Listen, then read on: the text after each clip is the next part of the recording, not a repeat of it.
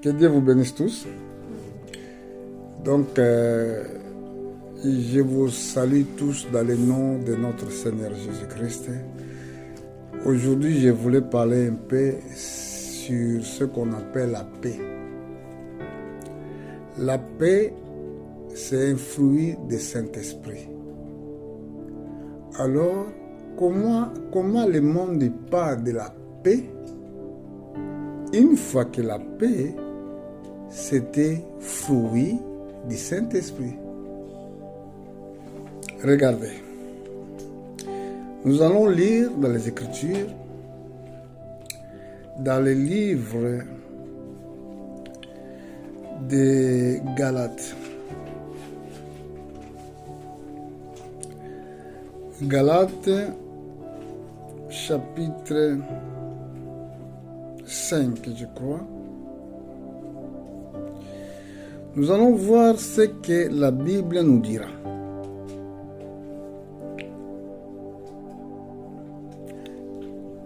Galates chapitre 5 au verset 22. La Bible dit: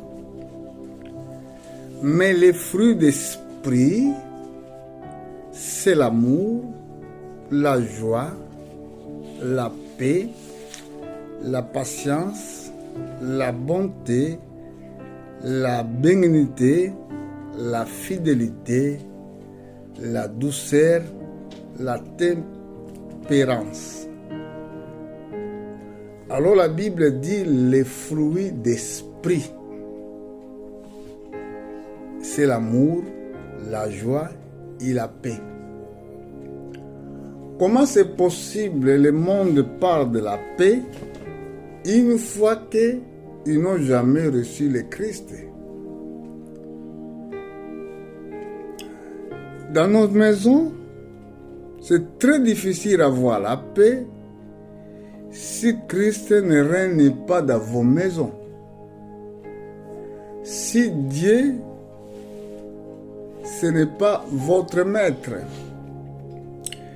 Alors, c'est pour cela que nous avons la guerre sur la terre. Les jours Adam a péché, la paix a quitté la terre. Ces jours-là, qu'on a vu toutes sortes de violences, même dans les natures, même sur les animaux, parce que la paix a été retirée sur la terre. Je ne sais pas si j'ai bien dit.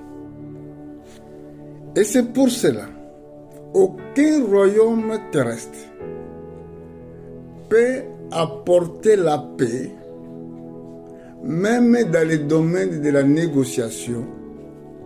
Dans les tout domaines, il n'y aura pas la paix, parce que ça nous manque quelque chose qu'on appelle l'amour. Parce que l'amour, si vous avez, si tu as l'amour de Dieu, alors cet amour qui est la parole de Dieu, qui est le baptême du Saint-Esprit, il va accompagner avec la paix. Mais si nous n'avons pas ces qualités-là, ces fruits divins, c'est très difficile de parler de la paix, même dans nos maisons. Regardez. Je vais aller dans le livre d'Isaïe, au chapitre 9. Nous allons regarder ensemble avec vous, et vous qui m'accompagnez partout dans le monde. Je ne serai pas long dans cette petite intervention. Ici, je suis dans le livre d'Isaïe, prophète de Dieu. Écoutez ce que Dieu a montré avant que Jésus-Christ soit né sur la terre. Il a prophétisé ceci. Je commence au verset 5. Car un enfant nous est né, un fils nous est donné, et la domination reposera sur son épaule.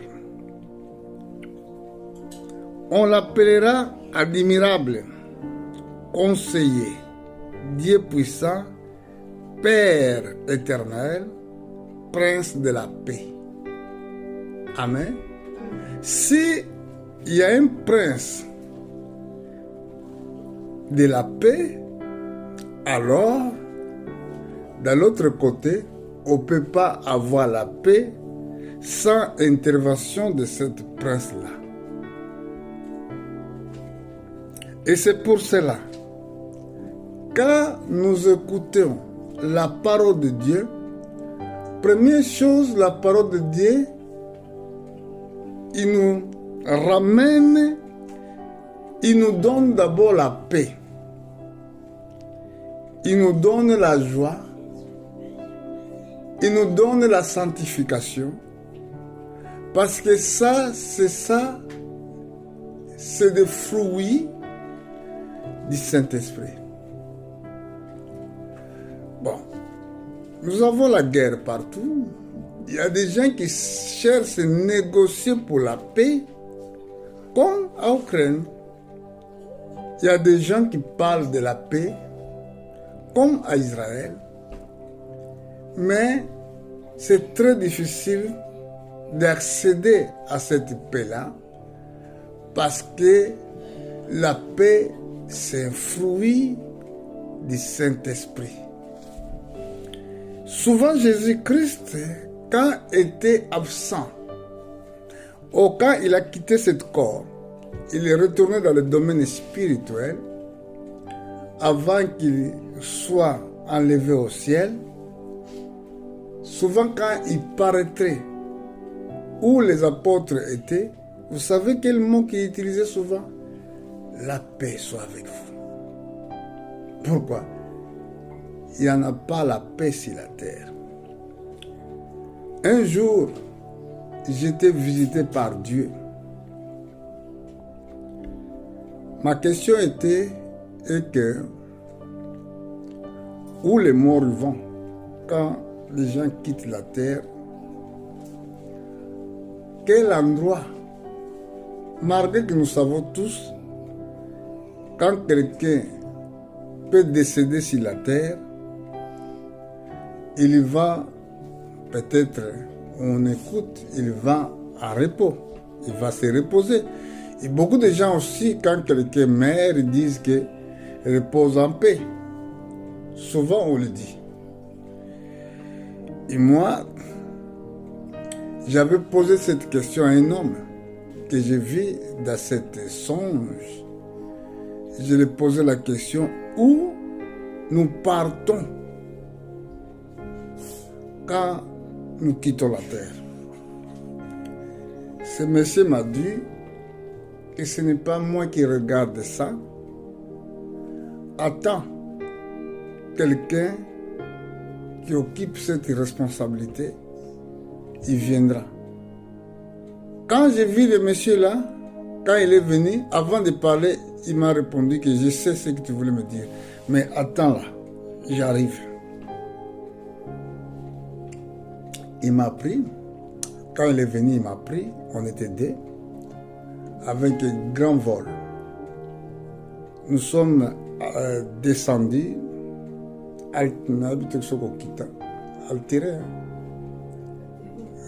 Nous sommes atterris, merci, d'un endroit où il y avait vraiment un bon paysage. Mais quand j'ai regardé le paysage là, j'ai constaté que le paysage là, il avait la vie. Un grand paysage. Et il y avait vraiment la paix profonde. Une paix que je ne peux pas même expliquer. Et pendant que j'ai regardé, il m'a montré, c'est là où les gens qui quittent la terre, ils viennent. Mais de loin, il y avait une ville, et nous ne sommes pas partis dans cette ville. Mais on a descendu seulement où il y avait un grand paysage.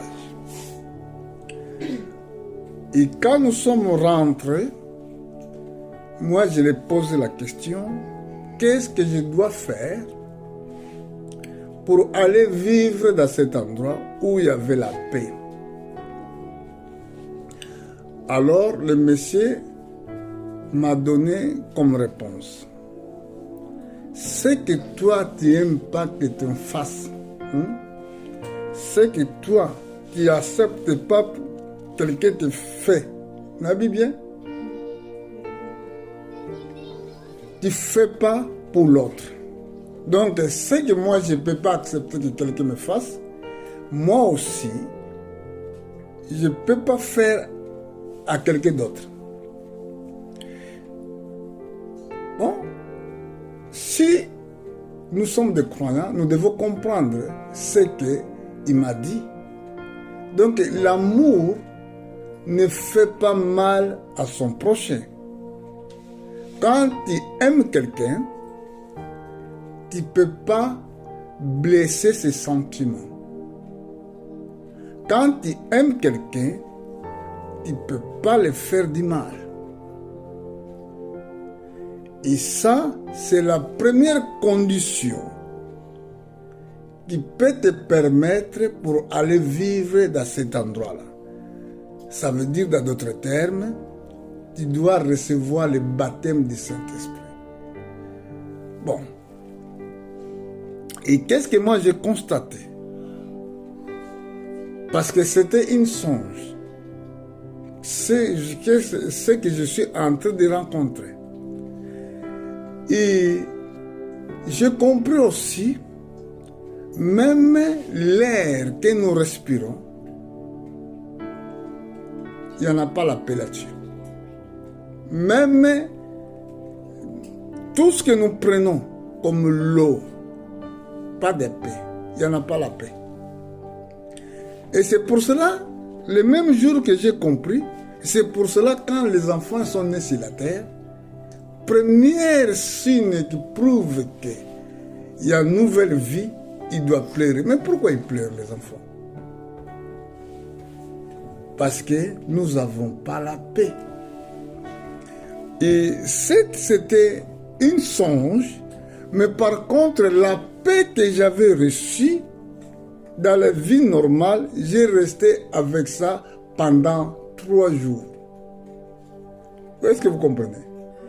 Donc, dans la vie normale comme ça, j'ai resté avec cette paix-là, paix profonde dans mon cœur, 3 jours.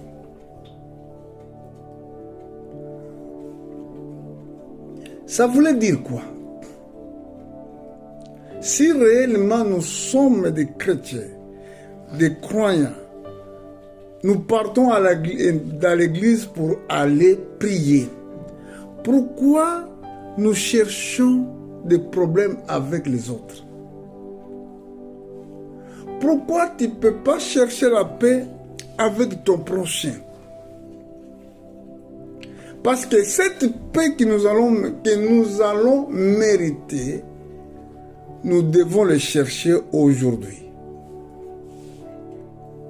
Si nous disons que nous allons entrer dans le royaume des cieux, et ce royaume, nous devons l'avoir aujourd'hui.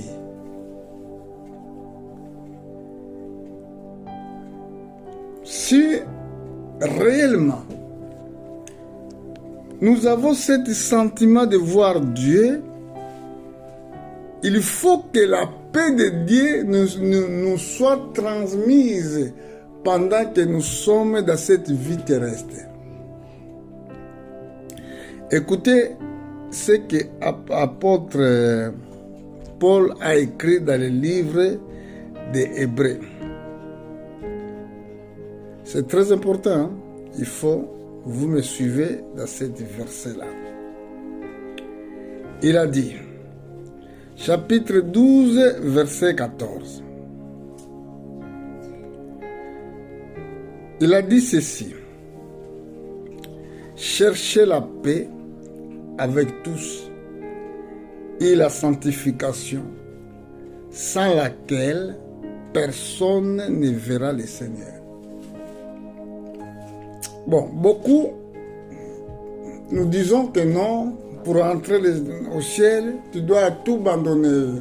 Abandonner la prostitution, le vol, beaucoup de choses que nous citons. Peut-être aussi nous sommes des hypocrites. Pourquoi? Même tu peux abandonner toutes ces choses-là. Mais si tu ne vis pas, si tu ne cherches pas la paix avec les autres, tu ne verras pas Dieu. Parce que quelqu'un qui n'a pas la paix, comment il doit être sanctifié? Quelqu'un qui n'a pas la paix. Donc, c'est impossible que les mêmes personnes soient sanctifiées.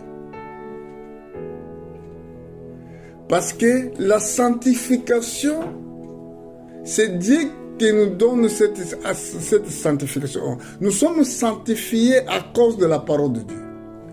Ici, nous n'avons pas la paix. D'un autre côté, ça nous montre que nous n'avons pas la parole. N'est-ce pas?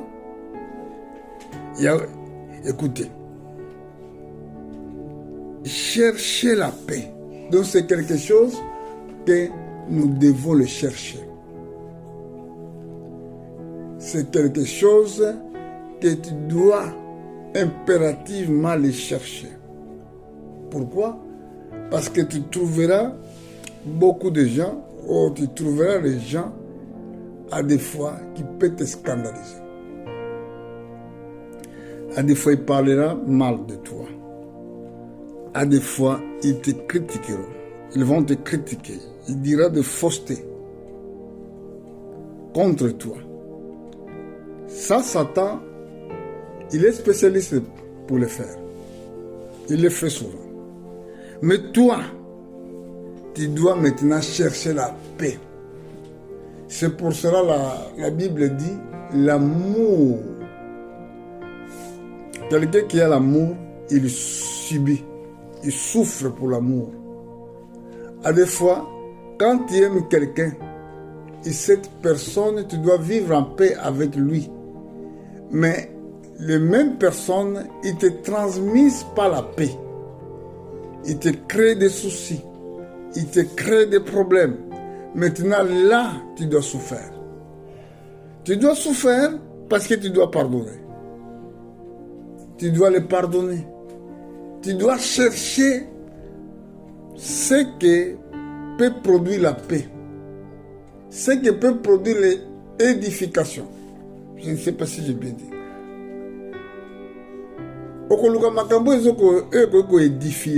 Tu vas chercher les problèmes. Tu vas chercher ce qui peut être pour toi le chemin de la paix. Et c'est pour cela ici la Bible dit cherchez la paix avec tous. Donc, quand on dit avec tous, toutes les personnes confondues, qu'ils soient bons, qu'ils soient méchants, tu dois chercher la paix. Et après, il la sanctification. Chercher de vivre avec la sanctification. Quelqu'un qui est sanctifié, il ne murmure pas. Il ne peut pas vivre avec des murmures. Même si tu n'as rien commis comme péché. Pendant que vous êtes en train de murmurer, de parler mal, tu parles mal toi-même, tu murmures toi-même. Il y a personne qui t'a causé le tort, mais toi où tu es, tu commences à murmurer, sachez-le bien. Tu ne peux pas être sanctifié. Pour trouver les moyens d'être sanctifié, tu dois aimer aussi la prière. Tu dois aimer la prière. Pour être sanctifié, pour vivre en paix, il faut que tu sois personne qui prie beaucoup. Je suis dans le livre de Philippiens, chapitre 4, verset 6. Ne vous inquiétez de rien, mais en toutes choses, faites connaître vos besoins à Dieu par des prières et des supplications avec des actions de grâce. Donc l'inquiétude aussi peut ramener, peut te priver pour que tu ne sois pas sanctifié. Quand vous avez des inquiétudes, quand vous avez des soucis, écoutez bien, il a dit au verset 7, « Et la paix de Dieu, qui surpasse toute l'intelligence, gardera vos cœurs et vos pensées en Jésus-Christ. » La paix de Dieu, qui surpasse toute l'intelligence. Vous voyez? Donc, cette paix-là, c'est ce qui va combattre toute mauvaise intelligence. Gardera vos cœurs. C'est là qui est très important. Gardera vos cœurs et vos pensées en Jésus-Christ. Ce n'est pas seulement de dire que moi je ne pêche pas, moi je ne fais pas ça, moi je ne fais pas ça, mais la paix là que vous n'avez pas, ça peut vous empêcher de voir Dieu. Comme vous cherchez tous les jours des problèmes, comme vous criez tous les jours des problèmes avec les autres, sachez-le bien que ça t'empêchera de voir Dieu. Est-ce que vous comprenez? La paix. C'est quelque chose que nous devons chercher. Comment tu dois chercher la paix? Dans les prières, dans l'écoute de la parole de Dieu. Quelqu'un qui voulait vivre en paix, il ne peut pas avoir beaucoup d'amis. Quelqu'un qui voulait vivre en paix, tu ne peux pas avoir beaucoup d'amis. Pourquoi? Surtout dans nos téléphones. À des fois, nous avons des amis. Quand vous êtes en train d'écouter leurs conversations, ça vous enlève même la paix que vous avez. À des fois, ils critiquent les autres. Ils parlent mal des autres. Mais comme toi, tu étais associé avec personne là, qui parle mal contre les autres, qui critique les autres, mais dimanche, il est à l'église. Il ne manque pas à l'église. Mais chaque jour, son travail est de critiquer et de parler mal contre les frères. Personne là, il ne peut pas avoir la paix. Nous allons lire quelque chose, quelques écritures, après je vais finir. Comme j'avais dit que je ne parlerai pas longuement aujourd'hui. Je suis dans le livre de Matthieu. Regardez ce que notre Seigneur avait dit au chapitre 5.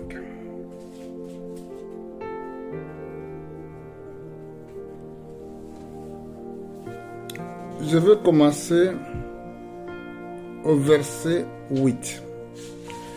Heureux ceux qui ont le cœur pur, car ils verront Dieu.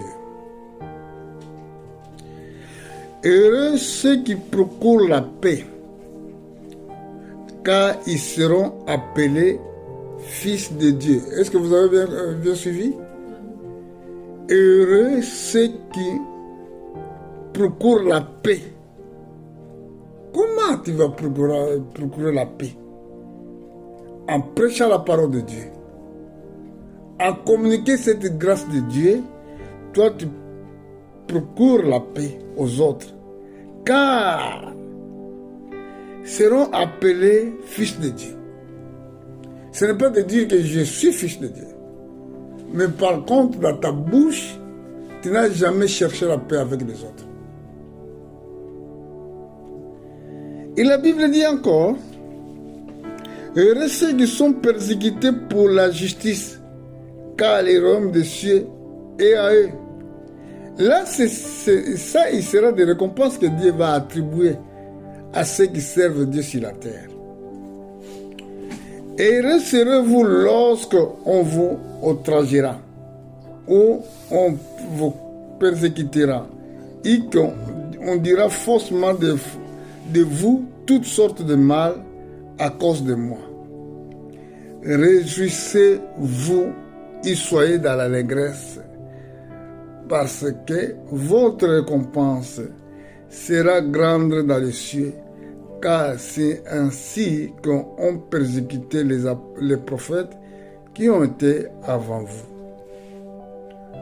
Donc, dans nos maisons, dans nos familles, nous devons vivre en paix. Et d'ailleurs, nous devons le chercher. Même quand les gens parlent mal de vous, vous, dans votre domaine de chercher la paix, à des fois, vous allez rien répondre à toutes ces provocations. Certes, ici à la maison, quand quelqu'un parle mal de vous, vous êtes prêt à supporter. Quand quelqu'un vous critique, vous êtes prêt à supporter. Il y a des gens même qui ont l'esprit de suspecter le mal. À des fois, il est rapide d'aller mettre l'oreille ici, il y a des gens qui parlent. Si il commence à suspecter, il parle mal de lui, il va venir tout doucement à côté de la porte, il met l'oreille comme ça pour écouter ce que les gens disent sur lui. Mais ce n'est pas important. Gardez la paix dans vos cœurs. Même si tu peux savoir que celui-là, il parle mal de moi. Ce n'est pas important pour que je le suive. Je sais que Dieu prendra soin. Je sais que Dieu il est au contrôle. Pendant que quelqu'un qui parle, qui te critique, tu n'as rien fait. Même si tu as fait quelque chose, tu n'as pas fait de marche. Parce que quand quelqu'un te provoque, te fait quelque chose, les démarches que tu dois faire, aller rencontrer cette personne, allez les rencontrer, parlez-vous tous les deux. S'il vous écoute, gagne ton frère. S'il ne vous écoute pas, prends encore 2 ou 3 personnes, allez dans sa rencontre. S'il ne vous écoute pas, ramenez-les à l'église. S'il n'écoute pas l'église, considérez-les comme un païen. Considérez-le comme un païen. Donc, quand il le considère il est païen, moi je n'ai pas le temps de le suivre. C'est fini. C'est pour cela, des fois, s'il y a des gens qui voient qu'il y a des fois, je ne vais pas dire que je ne les salue pas. Hein, dans la Bible, saluer. Quand je constate quelqu'un qui parle mal de moi souvent, il est païen. Oh, c'est un chrétien qui parle mal de moi, j'ai compris le fait souvent et je le considère comme un païen. Je ne suis pas là pour discuter avec lui. Tu ne me verras pas aussi chez toi. Ce n'est pas pourquoi je ne voulais pas te saluer ou je ne voulais pas vivre avec toi, mais tes comportements, ce sont des comportements étranges qui ne correspondent pas à mes valeurs. C'est pour cela, si je te rencontre, je peux te donner bonjour frère, mais tu ne peux pas être mon ami, je ne peux pas marcher ensemble avec toi. Pourquoi? Parce que tes comportements à toi, ça ne ramène pas la paix. Et la Bible dit, quand ta main droite te scandalise, coupe-le. Quand ton lait est devenu occasion de chute, coupe-le. Il ne parle pas des mains que tu vas couper. Il parle peut-être dans sa vie normale. Si quelque chose qui est là comme occasion de chute dans ton vie, évite-le. Pourquoi tu voulais vivre avec quelqu'un qui n'a pas la paix avec les gens? Qui parcourt pas la paix, qui parcourt pas la paix. Même dans le domaine du mariage, écoutez bien. Dans le domaine du mariage, il y a des hommes qui sont mariés, mais cette femme-là, Au homme qui a marié, ou que vous avez marié, je ne sais pas si j'ai bien dit, et il a en elle le comportement d'un païen. C'est pour cela que mes filles, vous devez bien écouter papa. Le problème, quand tu vas s'épouser avec un païen, tu vas souffrir. Parce que un païen, c'est quelqu'un qui n'a pas la paix en lui. Et écoutez ce que Paul a dit. Ce n'est pas seulement pour marier, et demain, tu commences à souffrir. Et demain, tu commences à voir des choses et tu commences à utiliser les verbes si je savais. Mais tu le savais. Parce que là, on vous dit, on vous prêche. Je suis dans le livre de 1 Corinthiens au chapitre 7. Là, nous allons voir des mariages. Mais il y a un problème dans ces mariages-là. Un mari qui ne croit pas ou une femme qui ne croit pas. La Bible a dit, premièrement, je vais commencer pour le mariage des vrais chrétiens. Au verset 10, la Bible dit, à ceux qui sont mariés, j'ordonne non pas moi, mais le Seigneur, que les femmes ne se séparent point de son mari. Est-ce que vous comprenez? Quand tu s'allies avec le mariage, tu ne peux plus se séparer. Bon, il dit encore, si il est séparé, qu'il demeure sans se marier, ou il se réconcilie avec son mari. Et que le mari ne repousse point sa femme. Ici, c'est pour les chrétiens. Bon, vous êtes des chrétiens. Vous êtes à l'église de Dieu vivant. Pour se marier, tu dois se marier avec un chrétien. Là, tu vas rassurer votre couple, votre mariage en sécurité. Parce que comme l'homme y croit, les femmes aussi croient, vous allez vivre en paix. Bon, mais à ceux qui ne croient pas, ceux qui sont encore dans le monde, regardez ce que l'apôtre Paul donne comme conseil. Aux autres, ce n'est pas le Seigneur, c'est moi qui dit, si un frère a une femme non croyante et qu'elle consente à habiter avec lui, qu'il ne les repousse point. Et si une femme a un mari non croyant et qu'on consente à habiter avec elle, qu'il ne repousse point son mari. Car le mari non croyant est sanctifié par les femmes. Alors, quand on dit est sanctifié, nous avons bien entendu que la sanctification vient à travers de la parole de Dieu. Jean chapitre 15, je crois, à partir du verset 2 ou 3. Vous êtes sanctifiés à cause de la parole que je vous ai annoncée. Et la femme non croyante est sanctifiée par les frères. Autrement, vos enfants seraient impurs, tandis que maintenant ils sont saints. Tandis que maintenant ils sont saints, comment?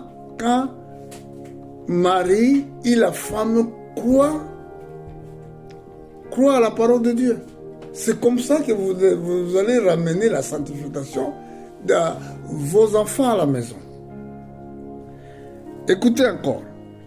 Si non-croyant se sépare, celui qui est non-croyant, il ne veut plus vivre avec toi. Il se sépare, qu'il se sépare. Les frères ou la sœur ne sont pas liés dans ce cas-là. Dieu nous a appelés à vivre en paix. Vous avez bien entendu? Dieu nous a appelés de vivre en paix.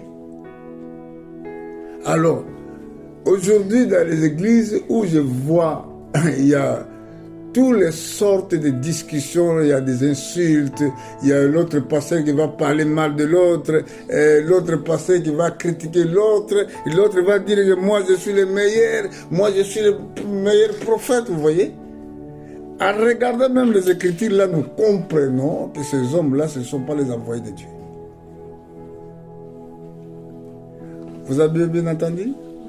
En regardant leur conversation et de voir leur comportement, là, nous allons bien comprendre, nous avons bien compris que les hommes-là, ils ne servent pas Dieu. Bon, pour finir, et c'est pour ça que vous devez faire attention dans vos amitiés. La Bible dit que mauvaise compagnie corrompt les bonnes mœurs. Il faut que tu saches, tu se mets avec qui? Qui est ton collègue? Qui est ton ami? Qui est personne qui vit à côté de toi? Parce que ça peut être dangereux dans votre vie céleste. Nous attendons, nous tous, la vie céleste. Mais nous devons faire attention sur notre compagnie. C'est ça qui est très dangereux. Pour s'épouser, pour se marier, tu voulais faire un choix de mariage, fais-le avec le Seigneur. Parce que vous ne prenez pas en léger l'engagement sacré. Bon, je vais donner encore dernier verset à ceux qui sont appelés des chrétiens, à vous les croyants partout dans le monde. Votre manière de vivre, c'est très important. Et vous devez faire attention. Ce n'est pas tous les gens là que vous voyez, vous voulez se mélanger avec eux. Vous voulez être leurs collègues, je ne sais pas, collègues ou amis, que vous commencez à discuter. Comment c'est possible? Comment c'est possible, toi qui es croyant, tes amis sont des païens? Vous parlez de quoi? Posez-vous la question. Vous parlez de quoi? Quelle est votre conversation? Là, peut-être à la fin de la prédication, si quelqu'un veut me poser des questions, je suis là prêt pour les répondre. Donc, je suis dans le livre des psaumes, chapitre 1. Nous allons lire verset 1. C'est là que je vais finir.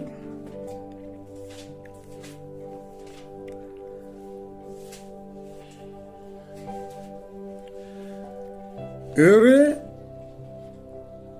l'homme qui ne marche pas selon les conseils des méchants, qui n'arrête pas sur les voies des pécheurs et qui n'assit pas en compagnie de mon cœur, mais qu'il trouve son plaisir dans la loi de l'Éternel et qu'il médite jour et nuit.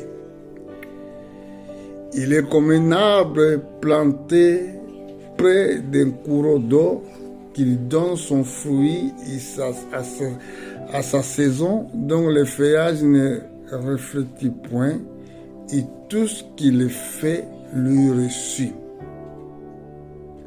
Alors, regardez, même un problème de réussite dans votre vie, ça dépend aussi qui est à côté de toi, qui vit avec toi, qui est ton ami.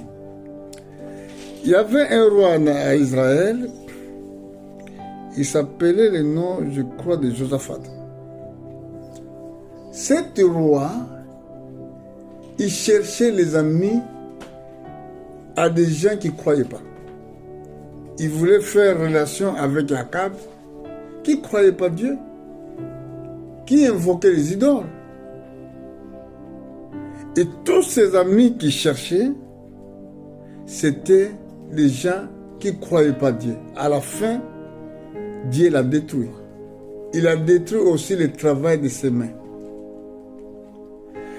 Une fois que vous se mélangez avec les gens qui ne croient pas, vous n'aurez pas le succès, le succès. Je dis bien. Parce que vous n'aurez pas le succès. Une fois que Dieu ne peut pas honorer le travail de vos mains.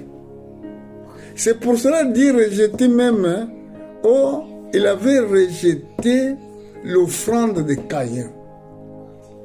Parce que Caïn était méchant. Pendant qu'il voulait venir à Dieu pour venir offrir l'offrande, à cause de la méchanceté de son cœur, Dieu avait rejeté l'offrande de Caïn.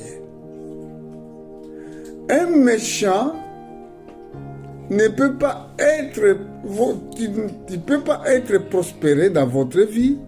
Une fois que si tu te mets dans le même chemin avec les méchants, il y a beaucoup de frères qui sont mariés avec des femmes qui ne croient pas, leur maison ne pourra pas prospérer. Vous avez bien entendu? Il faut que Kotamanam Likambo. Beaucoup des hommes, il peut se marier avec quelqu'un qui ne croit pas. Lui, il croit, mais la femme ne croit pas. Ce que vous allez voir dans les prochains jours, que tout ce que tu vas commencer à faire, ça va commencer à descendre dans les affaires. Banda bala monsieur makamune masa soute. Banda comment na monsieur makamune kende sumala mute. Oh monsieur banda bala mobali makamune beba. Pourquoi? Pourquoi les choses qui ne marchent plus? Parce que Dieu ne peut pas honorer quelqu'un qui est méchant à côté de toi. Et souvent, c'est comme ça se passe. Parce que ici, nous avons vu, il faut que vous soubliez bien le verset, au verset 3.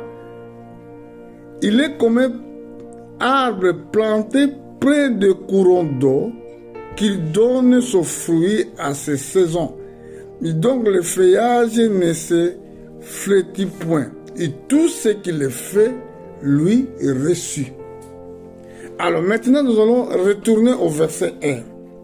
La Bible dit, « Heureux l'homme qui ne marche pas selon les conseils des méchants, qui ne s'arrête pas sur les voies des pécheurs. » Mais si toi, tu as bien compris, et que je ne pourrai pas marcher ensemble, je ne pourrai pas écouter les conseils des méchants, pour que tes amis ne croient pas. Qui ne s'arrête pas sur les voies des pécheurs. Tu marchais, mais quand tu vois les pécheurs, ils sont en train de commettre leurs péchés, et toi tu t'arrêtes, tu commences à les applaudir. Ou tu rentres dans les conversations avec les gens qui ne croient pas. Souvent, les lives que vous regardez là dans les TikTok, des fois, vous voyez qu'il y a des gens qui sont des méchants qui insultent les autres. Mais toi, tu es là pour accompagner toutes ces conversations-là. Tu vois? Donc, tu commences à faire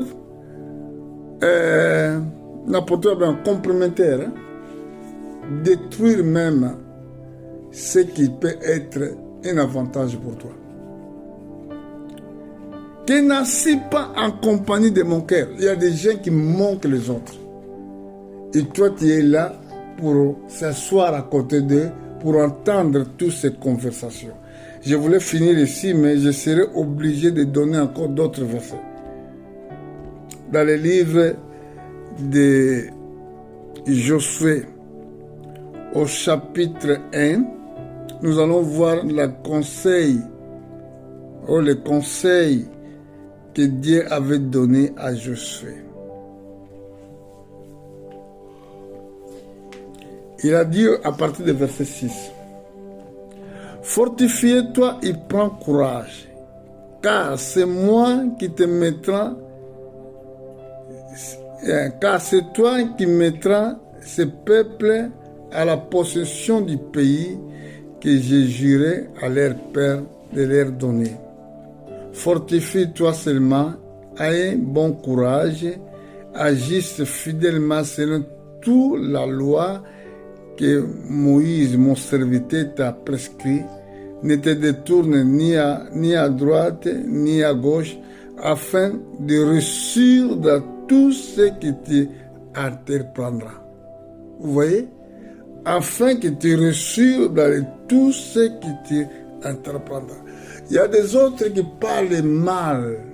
À des fois, quand ils voient quelqu'un qui fait très bien son travail, qui construit sa maison, qui construit très bien les affaires, ils commencent à les critiquer. Ils commencent à parler mal. Non, ça ne sert à rien. À des fois, ils voulaient essayer de faire comme toi tu fais. Ça ne sert à rien. Parce que il y a une loi de Dieu qui dit que si quelqu'un marche avec la parole de Dieu, il fait ce qui est juste devant lui, donc tout ce que cette personne fera, il réussira. Il va réussir dans tous ses programmes. Il dit encore, je ne sais pas si j'étais au verset combien, verset 8, que cet livre de la loi ne s'éloigne point de ta bouche, médite-le jour et nuit, pour agir fidèlement selon tout ce qui est écrit, car c'est alors que tu auras du succès dans tes entreprises et alors que tu réussiras. La réussite, ça se trouve à écouter la parole de Dieu. La réussite, ça se trouve en gardant fidèlement la parole de Dieu. Et si nous arrivons de garder la parole de Dieu, si nous arrivons de faire ce qui est juste, alors nous allons protéger la paix dans nos cœurs et nous allons avoir la sanctification aussi. Parce que c'est ça que nous devons chercher. Chercher la paix avec la sanctification, sans laquelle, deux choses, sans laquelle personne ne verra le Seigneur. N'habitez ceux qui pas n'habitez les associés. Chercher la paix avec la sanctification, sans laquelle, ce qui est athée, tu peux aller à l'église, tu peux faire tout ce que tu veux. C'est difficile. Et alors, comment tu vas chercher la paix? Comme la prière est devenue quelque chose que toi tu ne peux pas faire. Tu es mal de dire que le long au salam il y a 2 jours, 3 jours. Tu ne peux pas même le faire. Et comment tu vas chercher la paix? Comment tu vas réussir dans la vie? Moi, je crois que la parole de Dieu, c'est vrai. Cette différence, je le vois, même dans la famille, à ceux qui croient et à ceux qui ne croient pas.